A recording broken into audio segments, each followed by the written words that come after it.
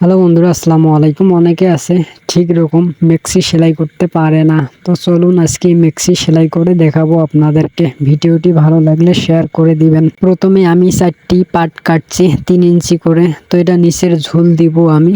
মেক্সি যেহেতু নিচের ঝুল অনেক কাস্টমারে চায়, তো আমি 4 পার্ট কিভাবে জয়েন দিতেছি আপনারা লক্ষ্য করুন।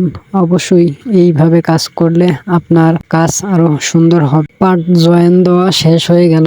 এখন আমি নিচ চিকন করে সেলাই করতেছি। তো আপনারা এইভাবে সেলাই করবেন, দেখবেন সুন্দর হবে। তো দেখুন আমি কিভাবে নিচ ভেঙে ভেঙে সেলাই করতেছি। তো একবারে চিকন করে আপনারা সেলাই দিবেন, তাহলে দেখবেন অনেক সুন্দর হবে। আর অবশ্যই সেলাইটি সোজা করে দিবেন। তো আপনারা ভিডিওটি না টেনে অবশ্যই ফুল ভিডিও দেখার চেষ্টা করবেন, তাহলে খুব সহজে শিখতে পারবেন। দেখুন আমি নিচ কিভাবে চিকন করে সেলাই দিতেছি। অবশ্যই আপনারা ভালো করে লক্ষ্য করুন। দর্জি কাজ শেখা এতটাই কঠিন নয় যে আপনি পারবেন না। এখানে চোখের দেখা, আপনি যেটা দেখবেন সেই অনুযায়ী কাজ করলে আপনি শিখে যাবেন। তো দেখুন আমি কিভাবে রাবার লাগাই। তো রাবার লাগার পূর্বে আপনাকে একটি সিঙ্গেল সেলাই দিতে হবে। তো রাবার আমার 1.25 ইঞ্চি চ্যাপ্টা রাবার। তো আমি 1.25 ইঞ্চি চ্যাপ্টা করে সেলাই করে দিয়েছি। এখন আমি সাইকেলের স্পক দিয়ে তো 4.5 ইঞ্চি রাবার আমি কেটে নিয়েছি। এরপরে স্পক দিয়ে যে চ্যাপ্টা সেলাইটা করে দিয়েছি সেটার ভিতরে আমি রাবারটি ঢুকিয়ে দিব। তো দেখুন আমি কিভাবে রাবারটি ঢুকাইলাম। তো এখন আমি রাবারটা যদি বের হয়ে না যায় সে কারণে একটি সিঙ্গেল সেলাই করে নিলাম। দেখুন হাতায় অনেকে আছে ঘাড়ের মধ্যে সিঙ্গেল সেলাই দেয়। তো এখানে আমি ডাবল কাপড় নিয়ে কিভাবে সেলাই করতেছি আপনারা ভালো করে লক্ষ্য করুন। ফেসবুকে আপনারা অনেক আমার ভিডিও পাবেন কাজের। তো জানি না আপনাদের কেমন লাগে আমার ভিডিওগুলো। তো দেখুন আমি কিন্তু কাঁধে ডাবল কাপড় দিয়ে নিয়েছি। আপনারাও এইভাবে কাপড় দিয়ে সেলাই করবেন এবং রাবার লাগার পরে আমি কাপড়ের উপরে একটি চাপ দিয়ে বসে নিলাম। তো এভাবে চাপ দিয়ে বসে নিলে অনেক ভালো হয়। তো দেখুন আমি প্রথমে কিভাবে আটকিয়ে নিতেছি। তো আপনারা এইভাবে আটকিয়ে সেলাই করে দিবেন। দেওয়ার পরে আপনারা রাবারটি টেনে টেনে সুন্দরভাবে একটি রাবারের উপরে সেলাই করে দিবেন। তো আপনি চাইলে একটি দিতে পারেন। আমি দেখুন এখানে 2টা সেলাই কিভাবে দেই। তো আপনারাও এইভাবে সেলাই করবেন, দেখবেন অনেক ভালো হবে। তো দেখুন আমার সামনের গলা সেলাই করা হয়ে গেল। এখন আপনারা এইভাবে সেলাই করতে পারেন। দেখুন এখানে 4.25 ইঞ্চি এবং গলা হয়েছে 5 ইঞ্চি। তো অনেকে আছে সঠিকভাবে মেক্সি সেলাই করতে পারে না। তো দেখুন আমি কিন্তু প্রত্যেকটি পার্ট আপনাদেরকে দেখাচ্ছি, কোনো কিছু কাটাকাটি করি না।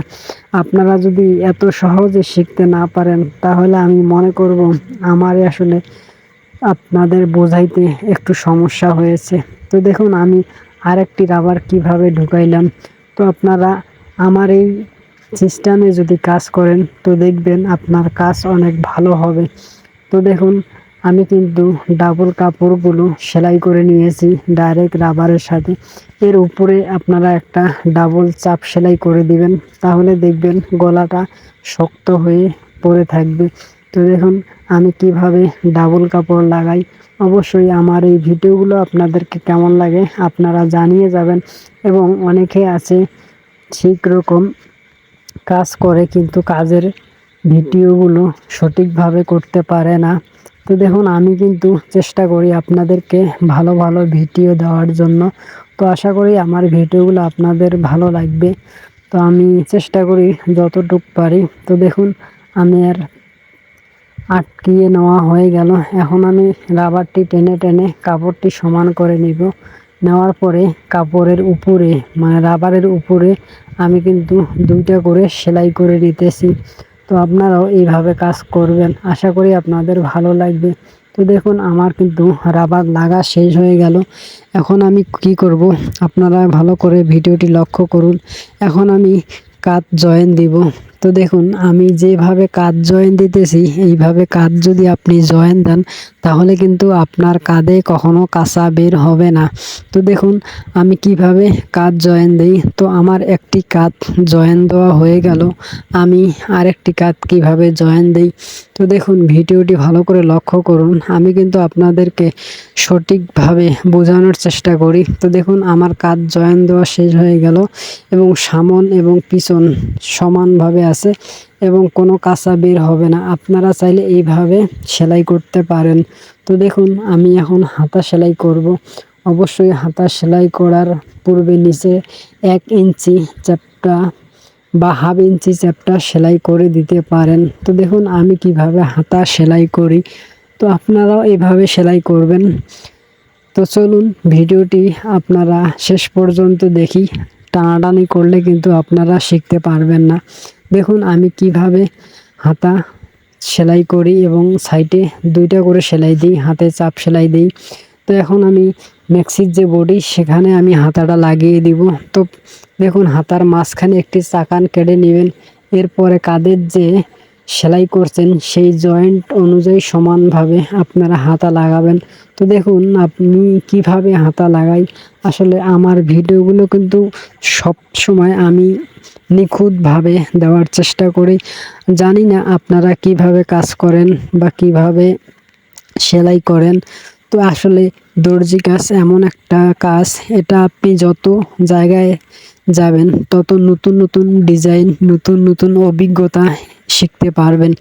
তো জানি না আমার কাজের অভিজ্ঞতা খুবই কম, তো এই কম অভিজ্ঞতা নিয়ে আপনাদের সামনে আমি ভিডিওগুলো ছাড়ি, হয়তো এখান থেকে কিছু পাওয়ার আশায়। তো জানি না ফেসবুক আমাকে কবে কি দিবে। তো যাই হোক, আমি চাই আমার যে অডিয়েন্স আছে তারা যেন ভালো করে কাজ শিখতে পারে এবং বাসা বাড়িতে তাদের নিজের কাজ নিজে করতে পারে। আমি সেই অনুযায়ী আপনাদেরকে ভিডিওগুলো ছাড়ি।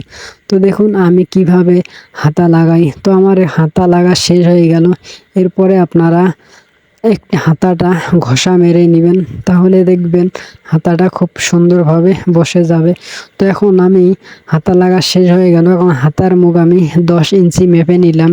নেওয়ার পরে সাইডে সেলাই করবেন আপনারা। তো দেখুন আমি কিভাবে সাইড সেলাই করি, আপনারা ভালো করে লক্ষ্য করবেন। আমার এই ভিডিওগুলো কিন্তু আমি আপনাদেরকে সঠিকভাবে দেওয়ার চেষ্টা করি। তো দেখুন আমার একটি সাইড সেলাই হয়ে গেল, এখন আমি এখানে ডাবল সেলাই করে নিব, যেন কাস্টমার পরে এসে বলতে পারে না আপনার সেলাই খুলে যায়। তো দেখুন আমার একটা সাইড সেলাই হয়ে গেল, এরপরে যে সাইডটা সেলাই করব, আগের হাতাটা যে মাপে দিয়েছি আমি ঠিক একই মাপে দ্বিতীয় যে সাইড সেটা আমি সেলাই করতেছি। তো আসলে কাজের ফিনিশিং আপনি যত দিতে পারবেন, কাস্টমার কিন্তু আপনাকে ছাড়া অন্য কোথাও যাবে না। আমি সব সময় আপনাদেরকে একটি কথা বলে রাখি, আপনি চেষ্টা করবেন কাজ যতটুকু ভালো করা যায়। আসলে ভালো কাজ করতে গেলে কিন্তু আপনাকে ভালো কাজ জানতে হবে এবং সর্বোপরি বিষয় হলো আপনার কাজের ফিনিশিং যদি ভালো না হয় তাহলে কিন্তু কাস্টমার আপনার কাছে কাপড় দিবে না।